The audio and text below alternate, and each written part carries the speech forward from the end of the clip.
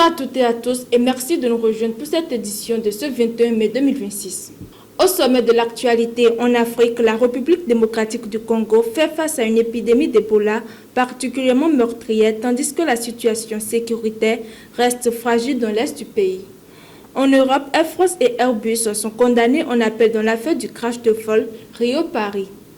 Aux États-Unis et en Europe, l'OTAN s'inquiète de retrait progressif des forces américaines sur le continent. Et enfin, au Moyen-Orient, la Syrie est de nouveau secouée par une attaque meurtrière à Damas.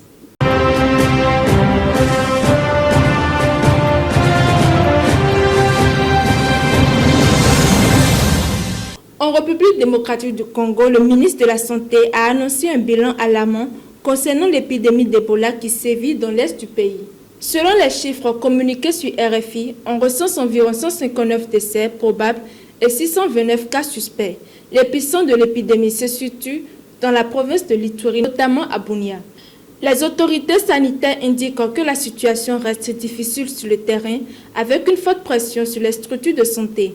Le ministre reconnaît des tensions hospitalières importantes, tandis que de nouveaux centres de traitement doivent être déployés en urgence.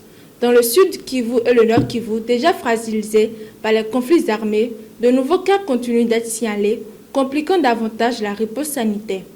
En Europe, la Cour d'appel de Paris a rendu une décision historique dans l'affaire du crash de vol Rio-Paris.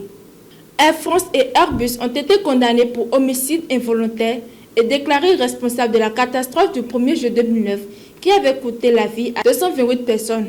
Les deux entreprises ont été condamnées à l'amende maximale de 225 000 €, une décision symbolique mais fortement marquante sur le plan judiciaire et industriel. Airbus a immédiatement annoncé son intention de se pourvoir en cassation, dénonçant une décision contestée. Les familles des victimes, elles, saluent une avancée judiciaire après plus de 15 ans de procédure. Toujours en Europe, l'OTAN fait face à des tensions avec Washington. Les États-Unis ont annoncé leurs intentions de retirer environ 5 000 soldats stationnés en Europe dans le cadre d'une réduction progressive de leur présence militaire. Cette décision inquiète plusieurs pays européens, notamment l'Allemagne et la Pologne, qui redoutent des trous capacitaires dans la défense du continent. Au Moyen-Orient, pour terminer ce journal, en Syrie, la capitale Damas a été frappée par une attaque meurtrière. Une voiture piégée a explosé près d'un bâtiment du ministère de la Défense, faisant au moins un mort et 18 blessés selon les secours.